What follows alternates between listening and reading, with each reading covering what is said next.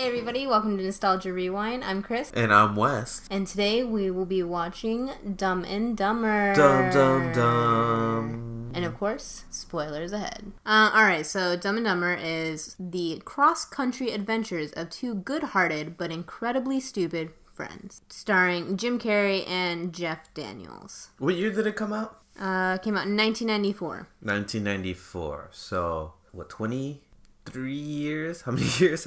Why is this so hard? A lot? I don't know, more than 23, right? It's gotta be more than 23.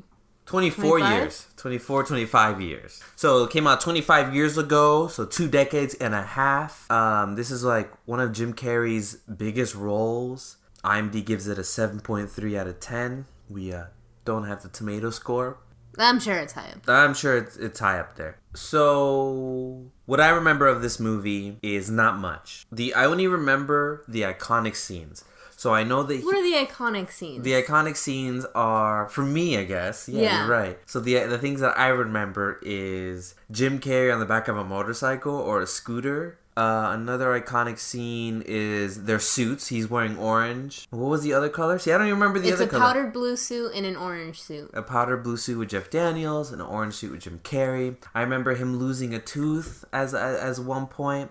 I think there's like a scene with like a bus and like filled with girls or something, and they're like being dumb and they don't realize that they can be with the girls or be in the same bus as the girls. But other than that, honestly, I can't really even tell you the plot. Like, I know that you just read the synopsis, but I can't really tell you, like, there are two guys that are trying to... See, I don't even know. I can't even make something up. That's so crazy to me because this movie is so vivid in my mind. Like, it was such, like, I guess an integral part of my childhood. More so, like, I thought everybody had watched Dumb and Dumber as much as I did. And I did. Oh, no, as much as you did, yeah, maybe not. So the whole thing is that Jim Carrey falls in love with this girl, and she leaves her briefcase, and then picks it up, doesn't realize that the whole thing is, like, a drop-off scenario situation. And he's now on this mission to give this briefcase back to this woman who he's not... Okay, I said he's in love with her, but he doesn't know her.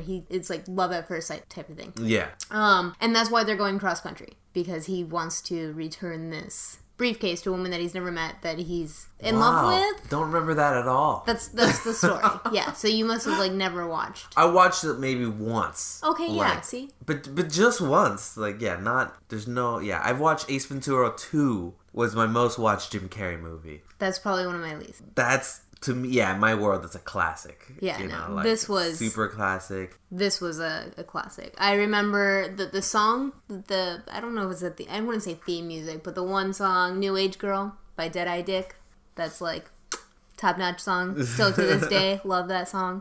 I loved Jeff Daniels' van that looked like a dog because he shampooed cute. Dogs. And, I mean, those are the two main things that I remember really, really loving about this movie. And then I remember the blind kid petting the bird that doesn't have a head. Aww. Yeah, it's real sad. Real sad. But I remember it being funny, and I'm sure there was jokes that I didn't get because I was a child. And I don't think I've watched this since being a child, so... Oh, we're totally gonna have a different viewpoint now. Yeah. I'm hoping that it's held up well. Me not remembering anything, I actually think it will hold up. That's my guess. I think it will hold up. I just think it's gonna be a lot of fart jokes, but if you're okay with fart jokes and would we even say potty humor? Oh, there's tons of potty humor. Yeah. Like potty humor. I think it's gonna hold up in that sense. I don't think it's gonna be like, oh man, you know, like What Women Want from with Mel Gibson. Like that was. Oh yeah. No, I don't think it would be. If it didn't hold up, I don't think it would be on that level of disaster. Yeah. Social disaster. Yeah. That movie's just terrible on so many levels. All right. So I guess we're gonna watch it now. All Here right. we go.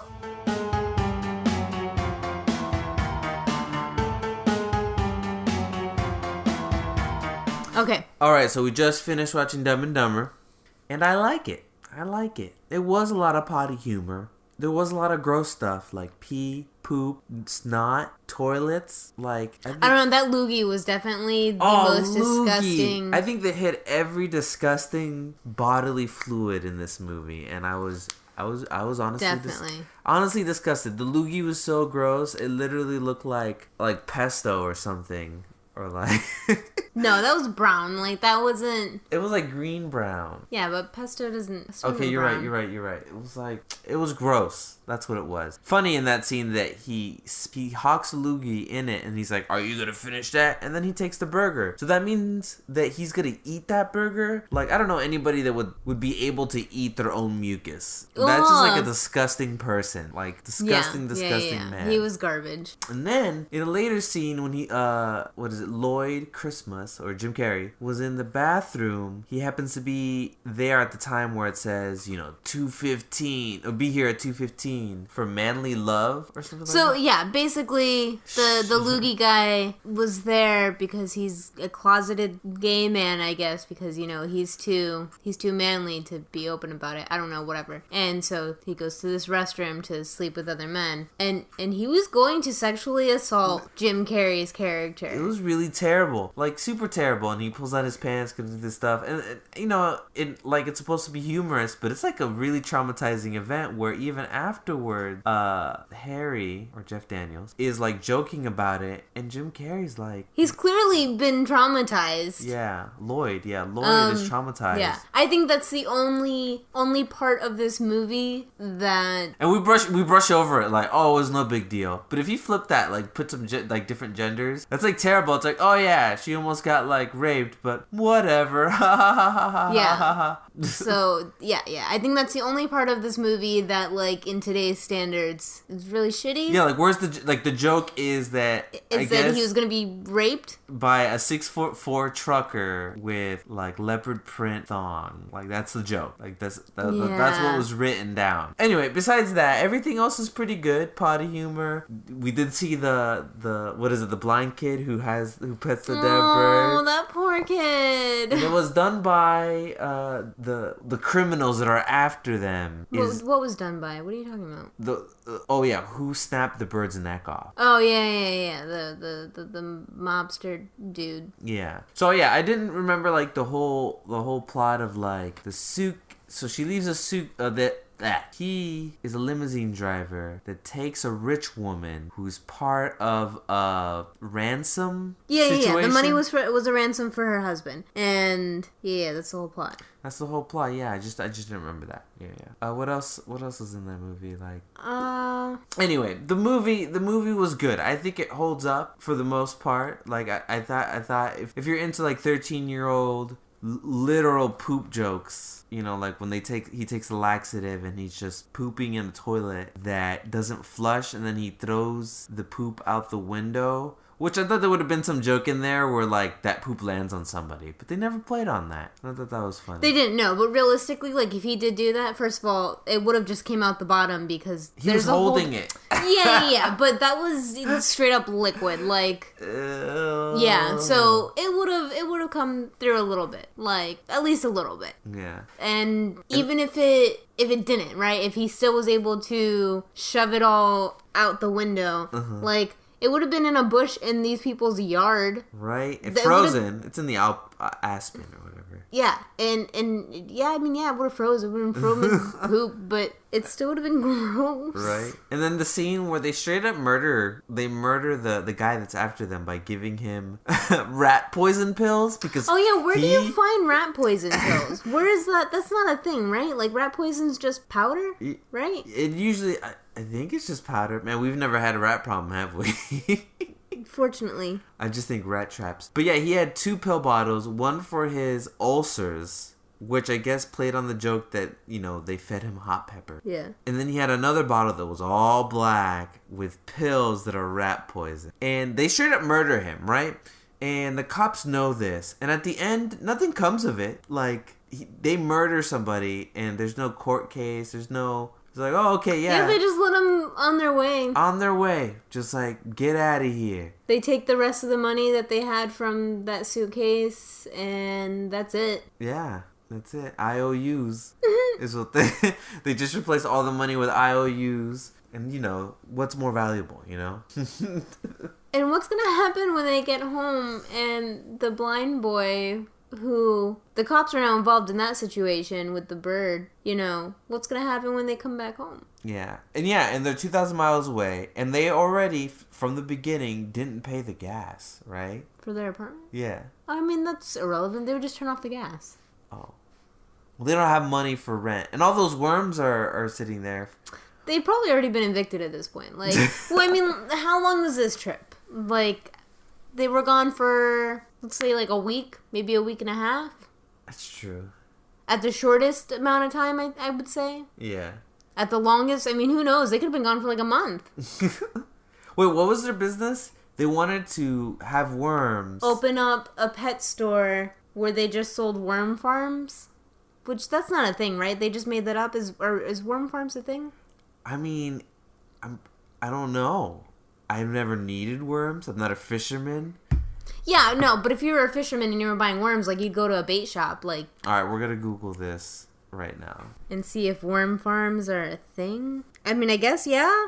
Fucking weirdos. Is there, like, a Wikipedia article? What are the worms farms for? I mean, I guess it's... Composting worms? How to start a worm farm in 4 steps. How to make a worm farm. It doesn't look anything like the one in the movie, though. The one in the movie looks like an ant farm, but with worms. A real worm farm is like boxes stacked on top of each other, and then in each box is, you know, dirt and stuff. I guess you're farming the worms for composting, right? That's why you have it. They're not like pets. Yeah. All of these are about using them for composting. For composting. Okay, yeah, and they just have that in the apartment, all gross and stuff. I don't understand why they'd want to open up a worm farm to begin with, because they already know stuff about dogs. At least Jeff Daniels' character does, since he works at the groomers or whatever.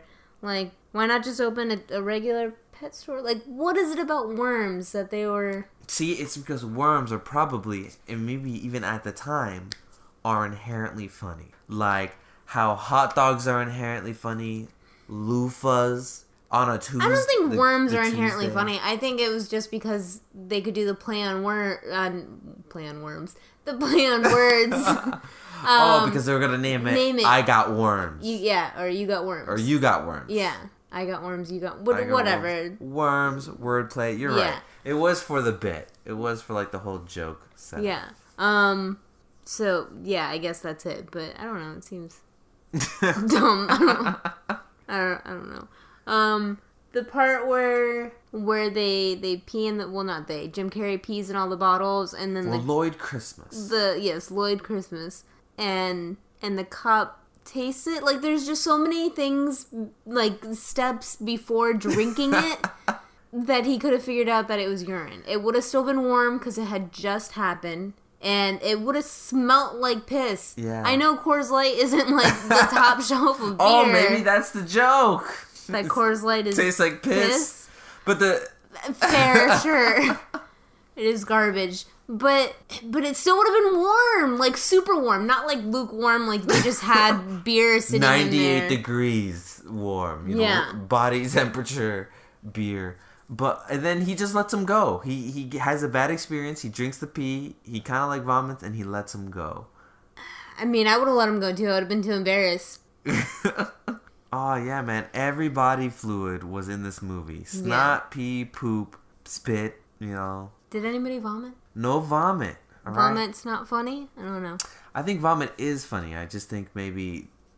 There's enough bodily fluids. There's enough bodily fluids. There's enough... physical humor. Yeah, that when they go and they finally make it to Aspen in the motor scooter. Yeah, they're frozen snot on their nose. Oh, that was so gross. It's so gross because they did a good job. They made it yellow. You know, it wasn't like it wasn't just clear. It was yellow and it was so gross.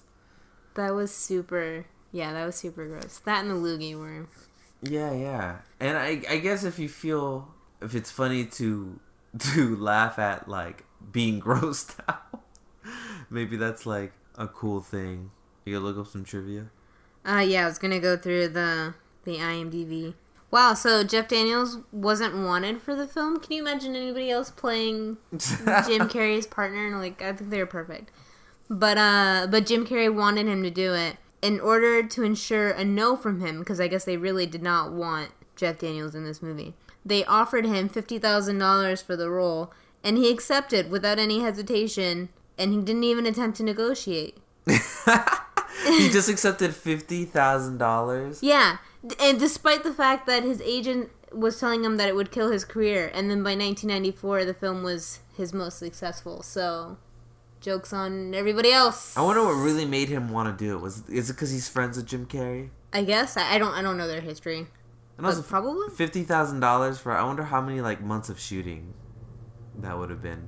My guess is 2 to 3, but Probably the typical. I guess that's not bad. 50,000.